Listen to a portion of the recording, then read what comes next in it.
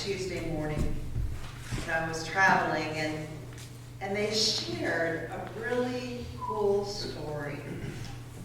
Some years ago, a woman dreamed of getting her nursing degree.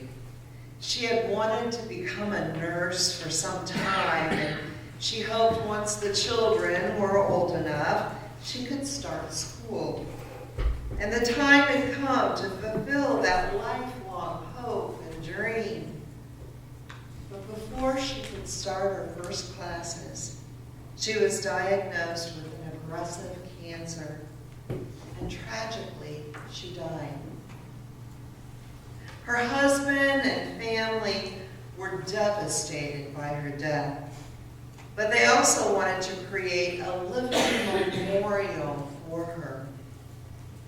They decided to put together a grant in her name for a worthy student, someone who was struggling with getting through nursing school, but with whom they hoped a light would shine into the world, that their beloved wife, mother, sister, and daughter could not carry.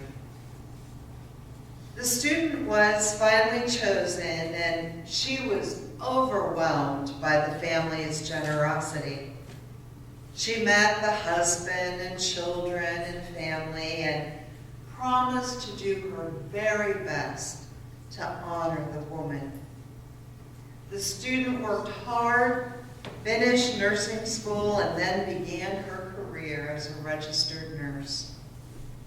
She worked in a hospital, and many years later, as she was taking care of little babies in the neonatal ICU, she felt called to this area of nursing, and she loved her work as she took care of these tiny, vulnerable babies.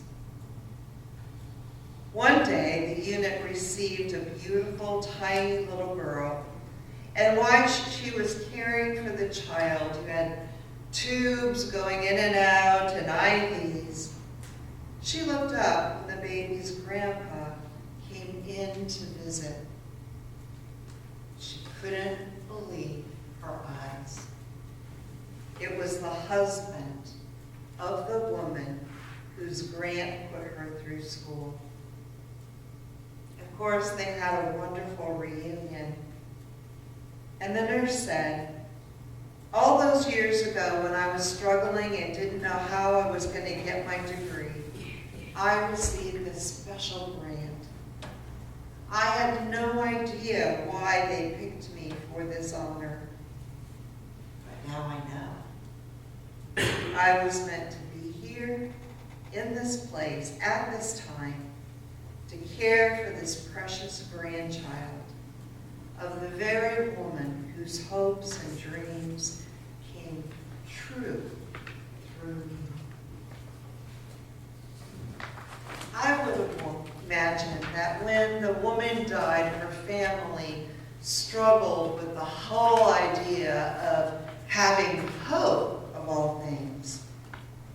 They had lost more than a life. They had lost a woman who fulfilled many relationships. It took courage to have hope in the future and sponsor a nursing student, believing that that student could maybe fulfill their loved one's dreams. They could have easily buried their heads in despair. They could have easily closed their lives off toward others, especially strangers. They could have spent their money in a lot of other ways, but they clung to that hope that their loved one had had, maybe by the tips of their fingers. And many years later, that hope cared for that newborn baby who needed all kinds of special care. The scriptures talk a lot about hope. In the letter to the Romans, it even says that the scriptures were written down so that in them we may find hope. Our Christian faith is fed by hope. Hope in God gets us through the valley of the shadows. It causes us to continue to work for justice and peace in this life. Hope reminds us that no matter how many times we fall, no matter how many times we land on our face, we will get through it, we will get up, and we will move forward. Hope gives us the strength to fight through depression, addiction, and losses of many kinds. We even have hope in death, because hope reminds us of the resurrection that will come to each of us. Hope is dancing at the corners of our spirits when we lay our heads down at night. And it brings light to our spirits when we wake up in the morning. Hope permeates our lesson from Isaiah this week. While the great days of the United Kingdom were over, the prosperity under the great kings like David were gone. The promised land of the promised people was broken into, Israel isolated to the north and Judea to the south. The Assyrians were the most powerful country and people on earth, and they had destroyed the northern kingdom of Israel. And the southern kingdom was in terrible shape internally, which led to being in terrible shape as a nation. And while people worried about their own protection, their own wealth, Isaiah decries this inner turmoil of Judea, noting its arrogance, false and corrupt leaders, godlessness, and most important, the exploitation of the poor and the weak. Isaiah proclaims that Judea's evil will come back on them in the form of conquest. The destruction of Jerusalem and Judea, death, imprisonment, and hunger are on their way. That seems like a pretty pessimistic message. Things are about to get really ugly for God's people. Except Isaiah's vision, the picture that he hears from God, is bigger than that moment that Judea was living in, or the following few years, or even generations to come. Isaiah sees something coming, and it's fueled and filled with hope.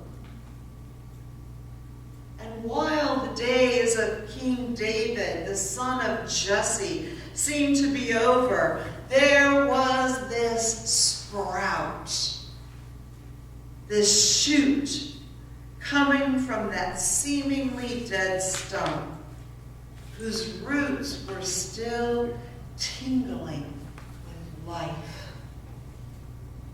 Isaiah can see it.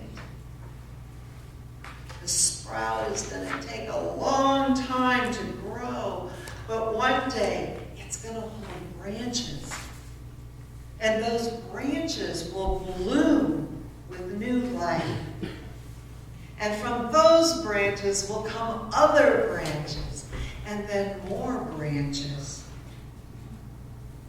As Isaiah paints us this incredible picture, the hope builds. A time will come when the Spirit will again rest on God's people, and we will delight in following God's commands. We won't judge by appearances or make decisions by hearsay. Even the divisiveness found in nature will no longer exist. Wolves and lambs will live in peace.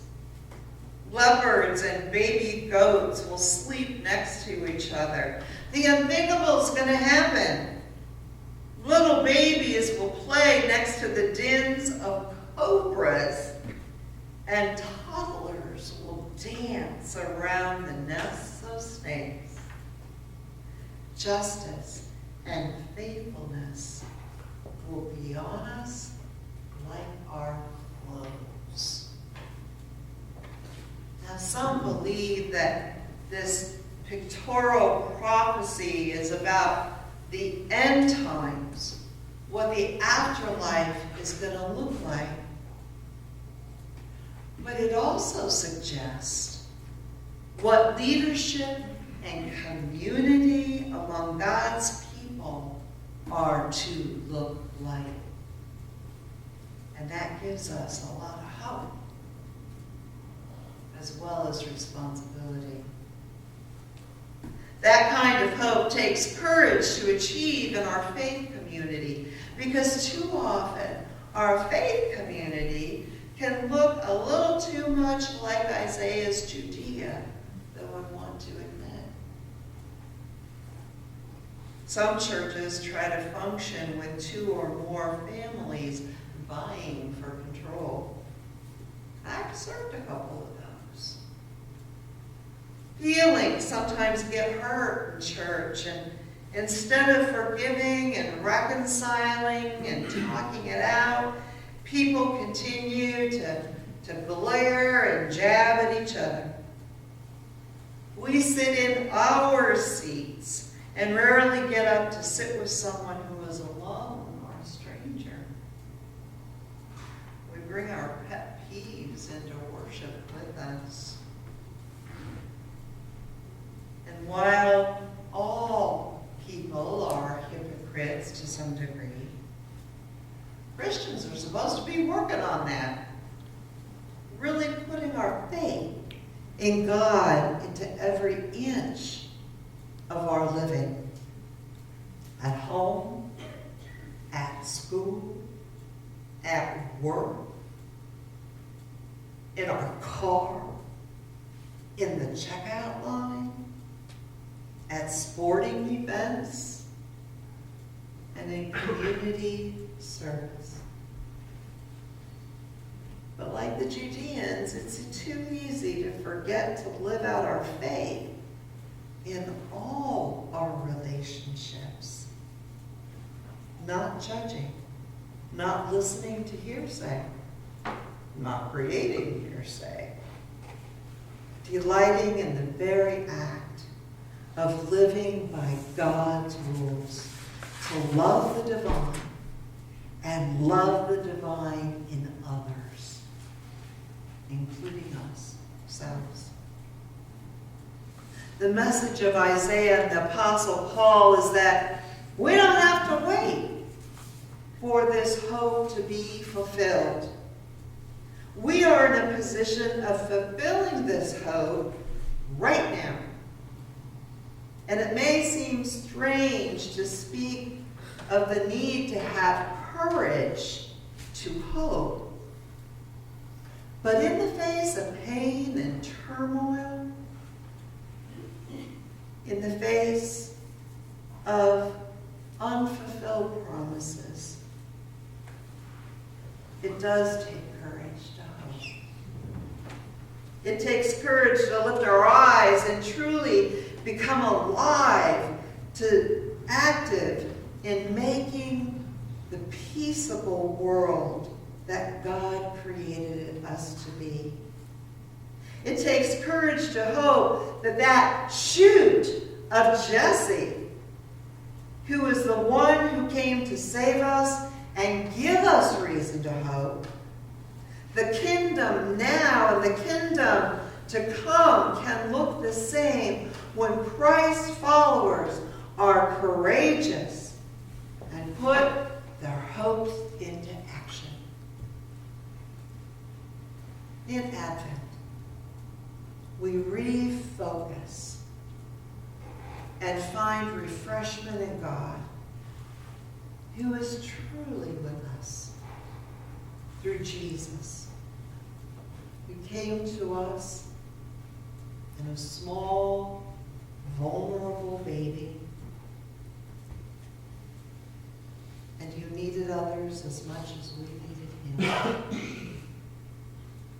The root of Jesse is coming and will arise to rule over the nations, and they will place their trust in the coming one.